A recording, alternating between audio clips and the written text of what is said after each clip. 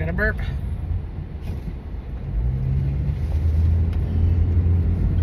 Look at my donk. Ooh, y'all. Happy Friday. Welcome back to another episode of Vulnerable AF Friday here on Stand Yourself with me, Nicole Michelle.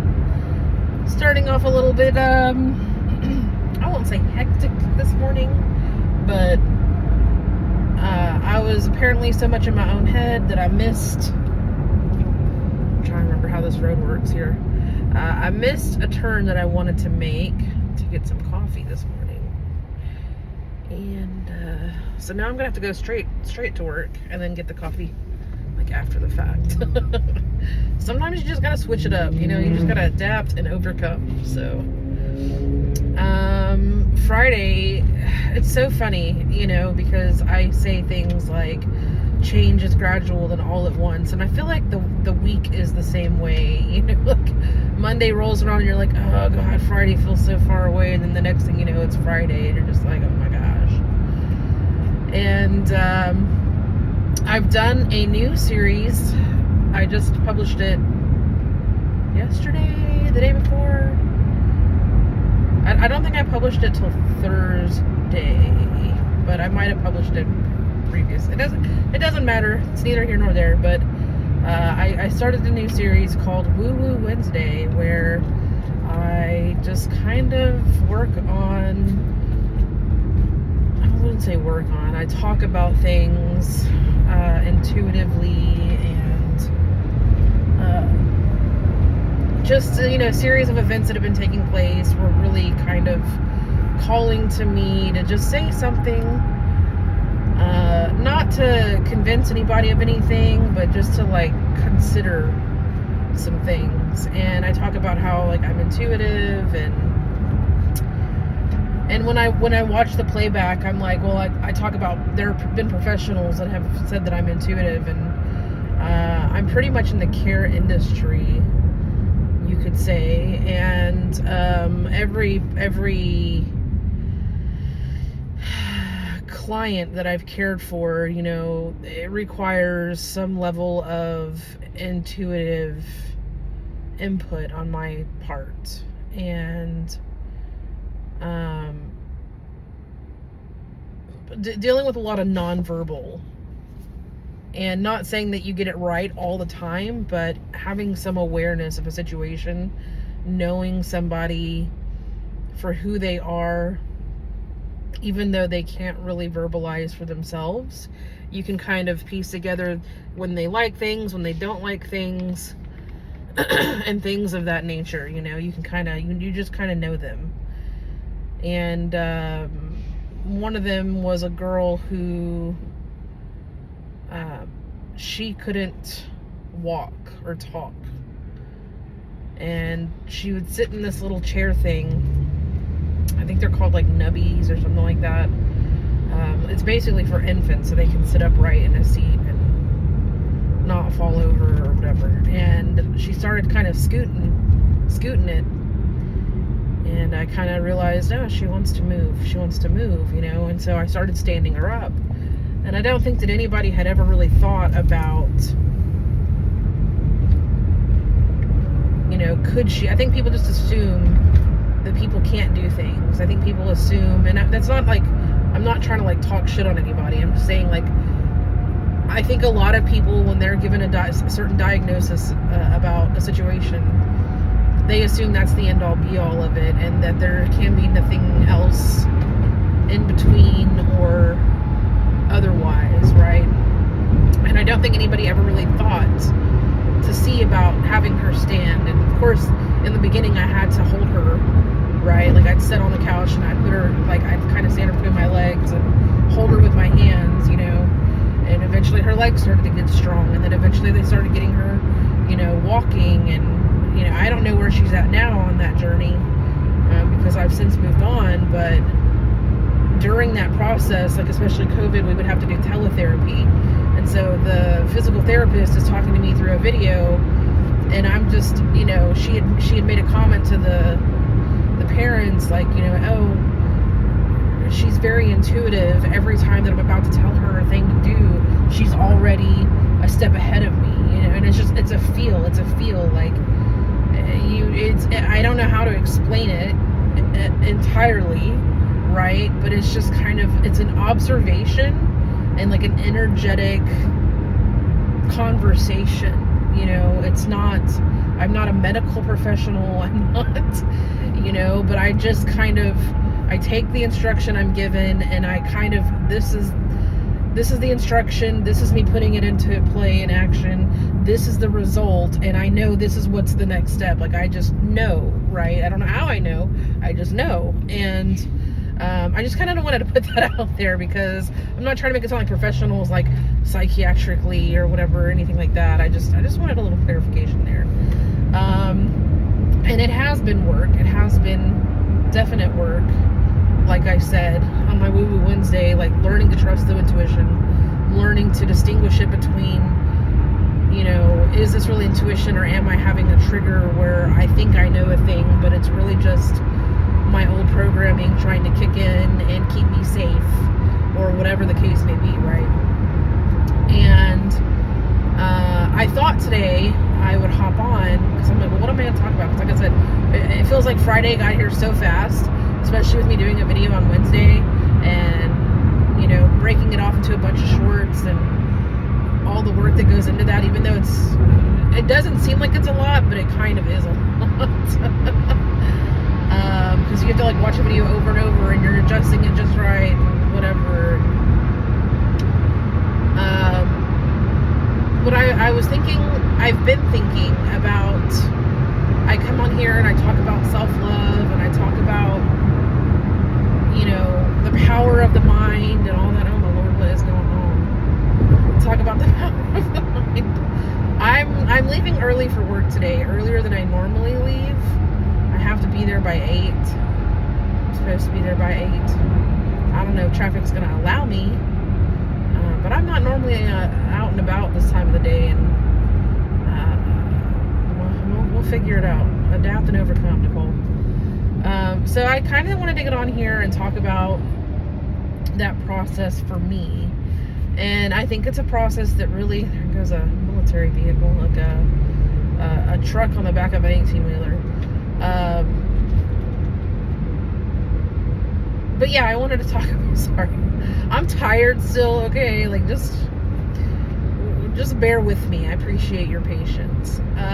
So yeah, I wanted to talk about the process that I went through. Like, I remember I was going to therapy. I was having such a hard time with my emotional regulation. I was crying a lot, like hiding and crying a lot. And especially with everything that was going on in the world, this is probably like I said, like 2015, 2016, through 2017, 28, like through all this time. And there's a Humvee too. And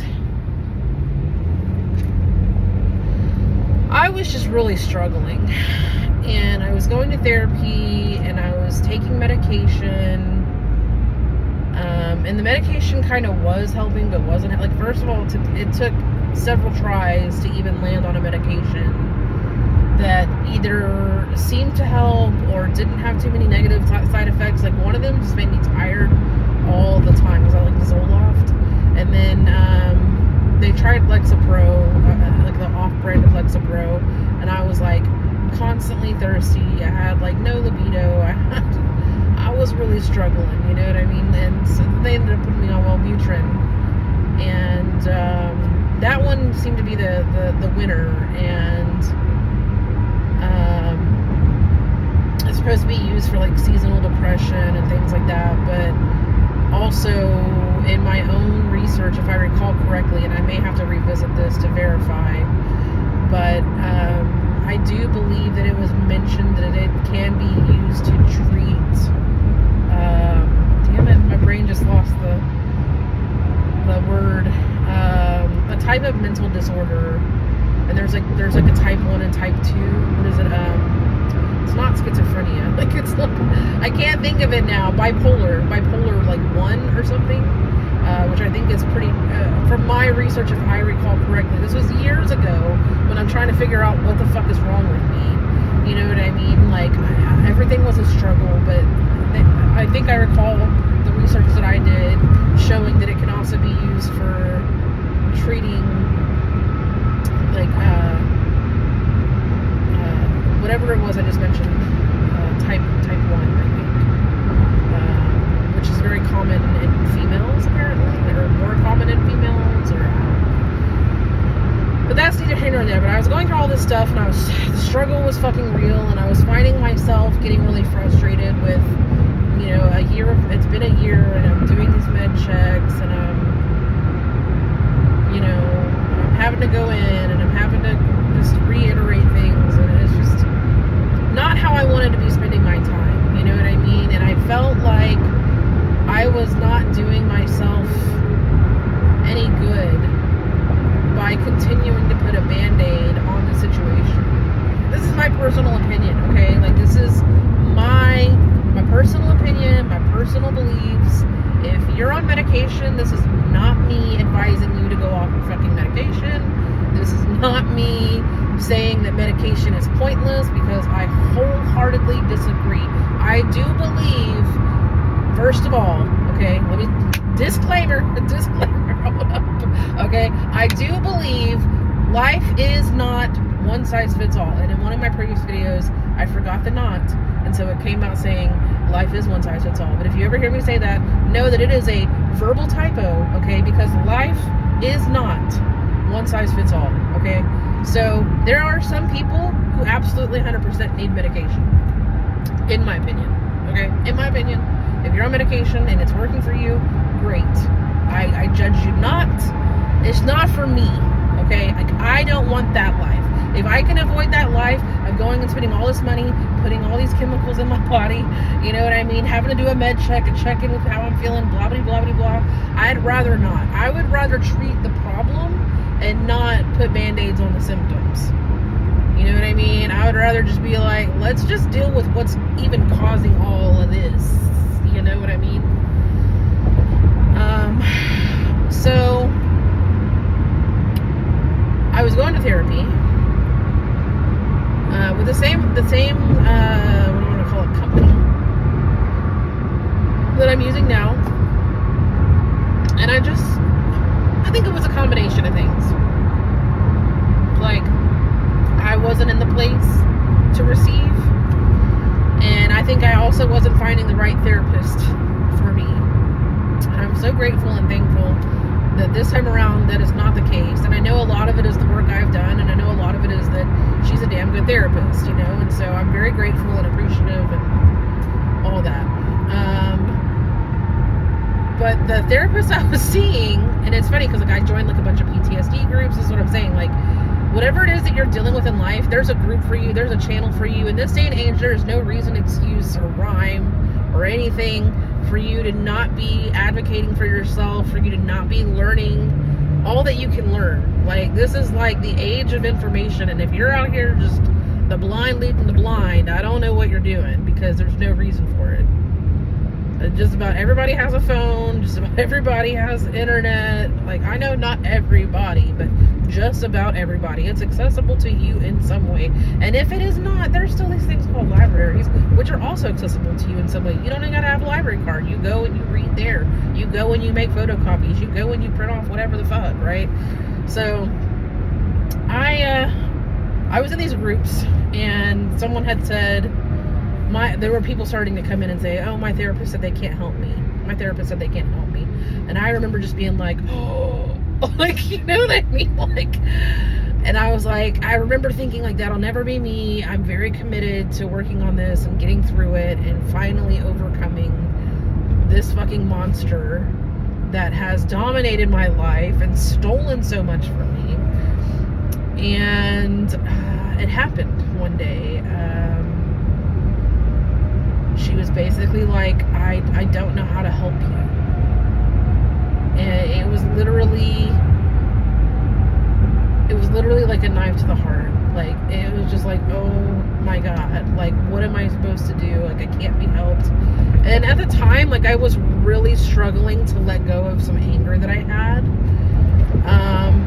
And I really think that comes from the fact that I was never really able to feel a lot, okay? Which sounds contradictory because I was a very emotional person. I was very emotionally dysregulated, but I was feeling all the anxiety and the depression. I wasn't really feeling the feelings and working through what came up from all the events that took place, right? I was never really given space or had anybody hold space for that. And I think I even remember there was a time with that therapist where I was like, I just feel like I need to cry. I just feel like I need to cry about it. You know what I mean? And not like for sympathy or pity or to be a little whatever, you know what I mean? But just to release it. And it's ironic and crazy. Like, trauma is so weird because I grew up feeling like you're not allowed to cry and it's weak to cry and all that other stuff. And of course, I'm a very sensitive soul, so I'm always crying anyway. So, like, you know what I mean? Like, I'm a little kid watching Animal Planet or whatever, seeing some animal, like, circle alive situation, and I'm like feeling some kind of way, you know what I mean? And I still do, you know, like when you're watching those videos and there's, you know, a predator in hot pursuit of its prey, and you're almost holding your breath, and you're torn because you want the prey to get away, but also you want the predator to be able to eat, you know. Like, so I'm very much that kind of a person, and yeah, I was told that I couldn't be helped, and I went into this weird spiral, and I remember it very vividly because I'm like, what am I gonna do? And like, of course, the world is crazy and at odds, and you know, it was during the whole 2016 election, and so things are even more amplified because I'm also like empathic and I'm picking up on other people's pain and struggles, and, you know, over identifying with them and all this other stuff. And I'm just like deep in the struggle at this point, just deep in the struggle. I'm running out of time. I gotta hurry up and wrap this up. And I'd already had that moment with at my aunt's table, like, something has to change, this isn't working, and I'm trying to change things, and I'm just struggling through this change and whatever, you know. And by this point, my aunt has passed away. Like, I'm still in the struggle. So 2016 is going on, 2017, my aunt passes away, who I viewed as my mother. And some people don't like that, and I really don't give a fuck.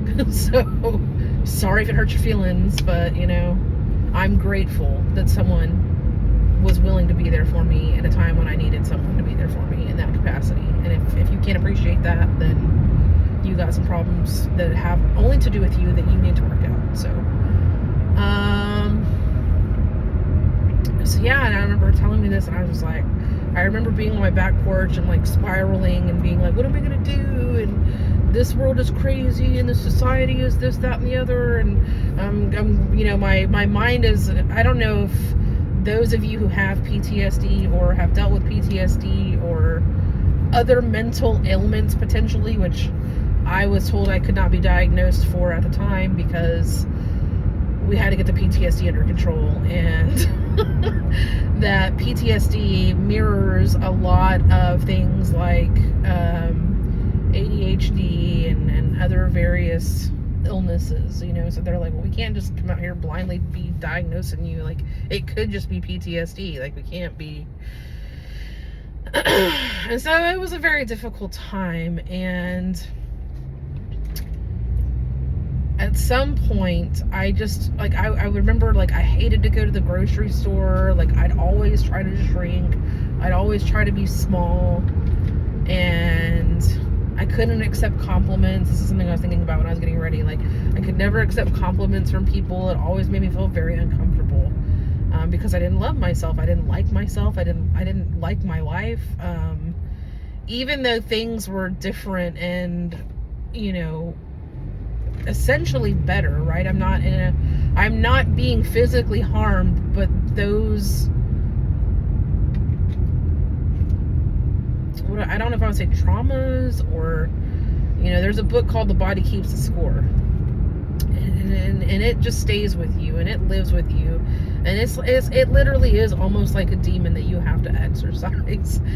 And I started one day just realizing, and this might have been after I had my first encounter with plant medicine, where I may or may not have microdosed with psilocybin, because I may or may not have read in a magazine 4 years prior that there were some people that were testing the treatment of psilocybin on people with PTSD and alleviating their symptoms, because PTSD is a monster that's really hard to fight. So let me just let you know, it is not something that is easily banished from my experience. So but I started kind of realizing that some of the things, so like I'd make a mistake, right? I would drop something, I'd spill something, I'd be clumsy, and just the evil, mean person in me, whatever that was, whatever that voice was, whatever would come out, yeah, you're just a fuck up, you can't do fucking anything right, like, God, no wonder your life is such a mess, like just this verbal onslaught from myself, right? That's why I'm like, if you want to come on here and be a little shithead hater, good luck, because bro, you ain't got shit on this. You ain't got shit on this. You ain't got shit on how this has hurt this. You ain't got shit on it. Okay? So, please, by all means, try to spit your venom. Let's do it. Like, that's just kind of how I feel about it. That's why I'm not, you know, not concerned about people that get on here and have comments and whatever and beliefs. You know, go right ahead. But yeah, I would be struggling with these things and these thoughts, and of course they would trigger feelings, and then I would be going into the whole cycle of depression and anxiety and reflecting and being pulled back into my past, and then it getting worse, and then like, yeah, no wonder this, and da-da-da, and just really just beating the shit out of myself mentally, you know, emotionally. And then one day I was like, okay, well, I'm fine until this happens. And then once this happens, it's out of my hands. It's out of control. It's out of my hands. And, you know, kind of like, and I'm betting right now, like as I'm about to say this, my brain, right, this part, whatever part of my brain is like, people probably haven't even noticed. And even if they have, it doesn't matter, really, right? But as I've been uploading videos, I've noticed, like, dang, you wear a black shirt like every Friday, you know, and I'm getting to a point here in this conversation. And so again, today I'm wearing a black shirt, but that's mostly because I'm wearing bright ass shorts, okay? So I can't be wearing bright ass on bright ass and whatever. So yeah, I noticed that, and I'm like, oh, you know, and then of course the thought of, well, now that you've brought it to your awareness, now that you've brought it to your attention, you're probably going to start switching it up, because now it's in here and it lives in here because you've noticed it, you've acknowledged it, you know? And so it's the same thing with those thoughts, okay? Once you notice them, once you acknowledge them, you know, once you're aware of them, that's when the change can begin to happen. You know, not when you're being a victim to it, not when you're being enslaved by it, but when you go, you know, this thing of, you know, Nicole, you're a fuck up, or, you know, like I would be told things like, you know, you're going to be like your mom and not have a pot to piss in, and all kinds of like really ridiculously cruel, unkind shit.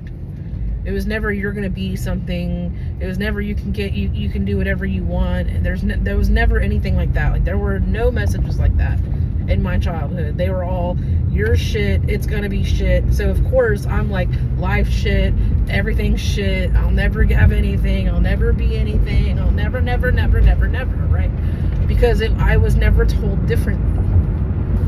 And so that was the first aha moment where I'm like, whose voice even is that? Because I don't think I would talk to myself like that, honestly. Like, why am I talking to myself like that? It's not my voice. Okay, well, whose voice is it? Oh, well, we know who it is. Okay, why would this person say these things? Well, let's be real. This person's a little bit, you know, mentally unstable themselves, right? They're clearly sociopathic or narcissistic or all of the above potentially. Like, there's something not right with them. There is some kind of mental illness in them. Okay, there's no way around that. There's no way around it. Egoic, just no way around that. And I'm like, okay, so first of all, that's not even you. So now we have to combat it. Now we found the thought thread. You can't get anything right. You're a failure. We're finding these threads, these messages that we want to replace. So first of all, you got to catch it and stop it. Catch, stop, catch, stop. Okay? Not enough to just stop it, not enough to just catch it. You have to reprogram it. You have to think of something else, okay? So how I did this, and everybody's different. You might be doing it differently. You may not do this at all. I don't know. I'm just trying to throw out some free game, as they say. So then it would be, me looking back at my life, like, okay, well, all these jobs that I had, I always excelled. You know what I mean? Like, people would always try to bump me up into management, bump me up into whatever. Like, I'd get awards, I'm like, so obviously that's not true, right? Looking back at my own life and my own experiences, this message is clearly not true. Okay? And so that was how I would start. So every time a message would come up, and sometimes, a lot of times the things that would come up that I would try to correct, sometimes it would be people telling me, you know what I mean? Like, oh, like, if you have person A, B, and C, and they're completely unrelated, and they're all kind of, mirroring the same sentiment, okay, you have to choose if you're going to contemplate that, bring it into your awareness, look at it, like, sometimes people think I'm a bitch. That's okay. Like, I'm not really bothered by that. And I'll be like, okay, well, was I a bitch in this situation? And if I was a bitch in this situation, was it warranted? And if it wasn't warranted, is it something that I want to change? If it was warranted, is it something I want to change? So you have to kind of go through it and kind of decipher, who you are, who you want to be, how do you want to show up, how do you want to be viewed? And then that's kind of how you go in there and you start, dismantling the old programming that's trying to run the show. And it's just piece by piece. And there's going to be times where you're trying to really be, I don't know why you're waving at me. Like, I think she's waving at somebody else. I'm like, why are you waving at me like I know you? I don't know who you are. You have to go through, and you're going to have times where you're, like me, I'll be like, oh, I don't want to be like that. I don't want to be mean. I don't want to be short. I don't want to, I want to be kind, and I want to hold space, and I want to be, whatever. And that's something that I've really had to develop and form and create. And there will be times, even like with myself, where I'm like, oh, you fucking idiot, like, and then I get mad, right? So first of all, you slip, and then you get mad at yourself. You start beating yourself up, going into self-deprecation because you made a mistake about something that you're trying to correct, right? And so that was something else I had to learn. I had to be like, okay, Nicole, like, every time you make a mistake or you don't get it quite right, you go into like verbally, mentally beating the dog shit out of yourself. And you have to stop doing that, like, how is it helping? Who is that serving? Right? And so that's where I started to develop the self-love was, oh, fuck, I didn't get it this time. I made a mistake. Next time I'm going to get it right. And you could have 10 next times I'm going to get it right. You could have 20. You could have 50. It really depends. It really depends on, how quickly I'm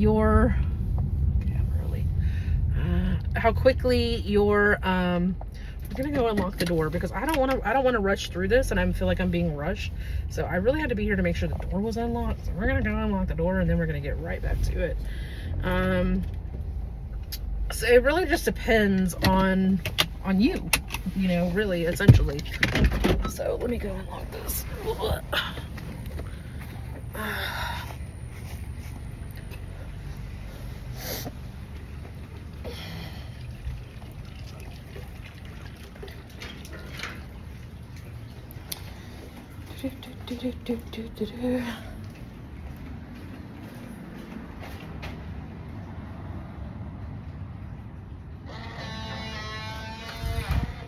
Okay.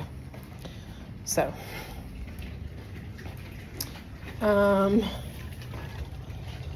yeah, it really depends on you. And I wish I could pause this and then like just come right back to it, because I kind of need to let people know that it's unlocked. But so yeah, I had to kind of, like I said, you go through these moments where this is how it is. You're always showing up imperfect, unpolished, messy, real, whatever, right? And that's the thing too, right? Like, I always be like, oh, I'm such a mess, this, that, and the other, and I was always very clumsy as a kid, and then I was, of course, made to feel very self-conscious about it, and like all these different things, right? And I try really hard to like not do that to other people.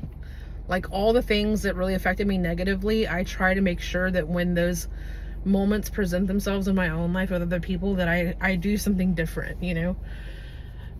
But yeah, you're gonna have moments where the struggle is real and you're just having a real off day, you know? And that's why I'm always like, let yourself off the hook. Like, we hold ourselves to some standard that we don't even hold most people in our day-to-day life to. You know, if you're like me, you may have very unrealistic ideas and standards, and I think a lot of that comes from the trauma, right, of the wounding, and feeling like there's a sense of injustice that says I deserve better, I deserve more. And also, if you've been sort of marginalized by a parent or made to feel less than by a parent, you're definitely going to have some struggles with, you know, being kind to yourself and loving yourself and changing some of those messages. But it's 100% can be done, you know, and with or without any kind of plant medicine. But I do think plant medicine,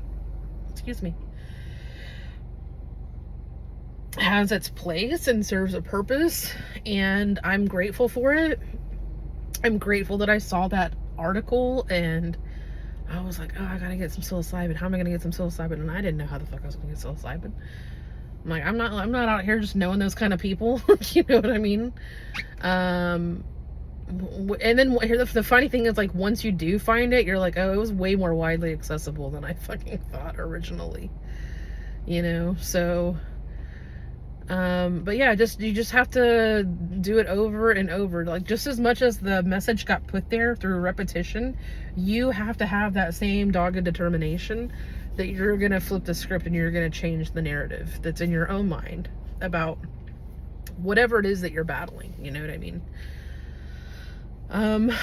So yeah, I'm gonna just go through the steps one more time before I wrap this up, just to kind of, I'm gonna try to make it cohesive here. So basically, initially, it's finding the message that you want to replace. It's finding something unkind that you're saying about yourself, a negative belief about yourself, learning what that is, learning where it came from, trace back where it came from. Where did this even come from? Okay, when you find where it came from, especially if it's from a person, which typically it is, okay, how much do we take stock in what that person says? You know, how much weight do we put on their thoughts, beliefs, and opinions? Are they even someone who's worthy of listening to in that capacity, you know? And so then once you realize, no, they got it wrong and they're unwell, or whatever the case may be, you know what I mean? Which I feel like typically that's what it is. Either they were abused or mistreated, or they're just mentally unwell.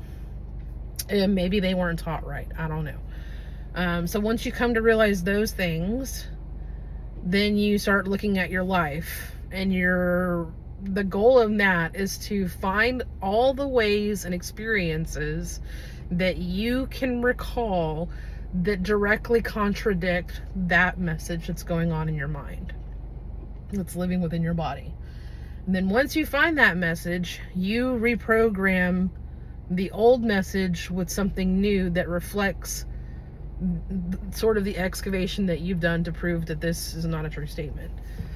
And then once that happens, every time that negative one comes up and you catch it, or every time that thing that you do that you want to change happens and comes up, you catch yourself. You try to catch yourself. Okay, just try to do it. If you miss it, it's okay. It's not the end of the world. If you catch it late, it's okay. It's not the end of the world. Like, you will have another opportunity to correct it. I guarantee you it will come up again. It will come up again until it's properly healed. It will keep coming up. And it might even come up after it's been properly healed, where you change the message. And so it just takes these little baby steps. So that once you have that message and the new message, so like, let's say my message is, oh, you fucking can't get anything right. You know what I mean? The new message would be, well, that's not true, because look at all these ways where I've excelled in life. Look at all these things that I did. Look at what I've accomplished. Look where I am now. You know what I mean? And that's not true. And that person was not well. The person that said that to me is not well. They're not well. And I don't have to live that lie anymore. And that's not who I am. And that's not true. That's not true. And you can make it whatever you want to make it. And the more that you say, that's not true, I am strong, that's not true, I am smart, that's not true, I am, the I ams will really, and then if also you can say, I feel smart, I feel intelligent, I feel capable, you know what I mean, I feel abundant, or whatever, you know what I mean, if you're struggling with lack, and so you just do that. And then in those moments where you slip and you don't quite catch it, you don't quite get it, you don't go into beating yourself up. Don't go right into, God dang, I knew I'd get it wrong, I knew I'd fuck it up, I knew. Just be like, oh man, like, dang, that sucks, I missed it, but that's okay. I'll get it right next time. I'll get it right next time. And even if next time you might still fuck it up, it doesn't matter. You keep telling yourself, I'll get it right next time, because eventually that will become the truth. Again, change is gradual and then all at once. So it starts off slow, it starts off shaky, it starts off with baby steps.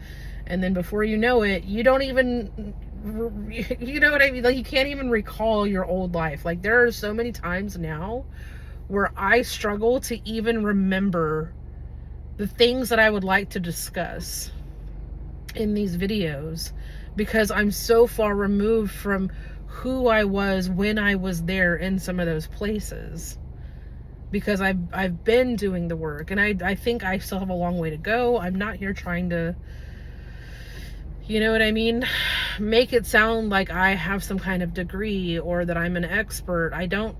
The only expert is you. You're the only expert there is that could ever be about you. I'm the only expert there could ever be about Nicole Michelle. Okay, I'm the only one.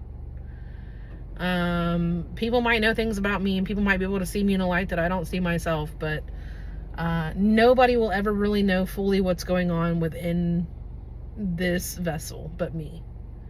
I'm the only one that has to live with this. I'm the only one that has to walk this life.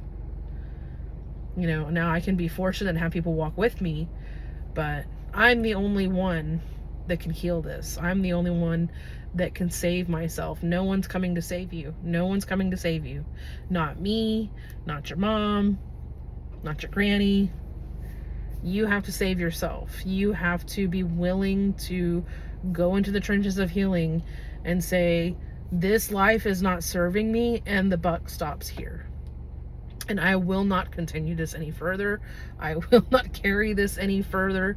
And I will not perpetuate it any further on myself or anybody else. And that's really where I feel a lot of it starts. Well, a lot of it starts after the initial start of realizing this shit ain't working, and I'm done living like this, and all the ways I've been thinking, feeling, believing, doing are not working. And like me, I had to reach that moment where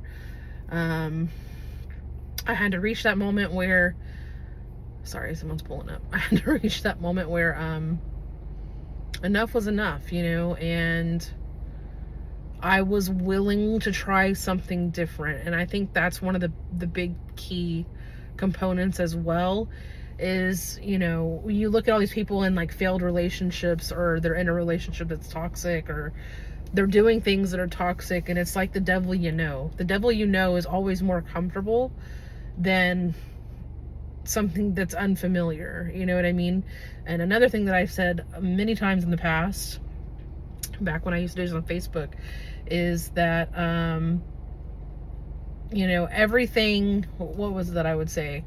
It was basically more along the lines of, Everything is scary until it becomes familiar. Everything is scary until it becomes routine. So anything that's new to you is going to be scary until it's not. Like, think about all the times that you were in school and you go to a new grade and you have a new teacher, a new class. It was always scary, but once you learned the routine and you kind of got into it, same thing with a job. You go into a job and it's new and it's kind of scary and kind of overwhelming, but then you, day by day by day by day, you just keep trudging forward, right? And you find a new normal, and that's really all it's about, is finding a new normal that suits you, a new normal that makes you happy, a new normal that brings you peace, a new normal that gives you a better life, the life that you deserve, right? So I'm about to wrap this up. Remember, if you can't stand nobody fuck else today, please stand yourself. Be kind to yourself, be forgiving of yourself, be patient with yourself. It is a process. Take the time. When you mess it up, be kind to yourself. When you mess it up, be forgiving of yourself. When you mess it up, tell yourself you're going to get it right next time. You're the only you there is, and you matter. Stand yourself.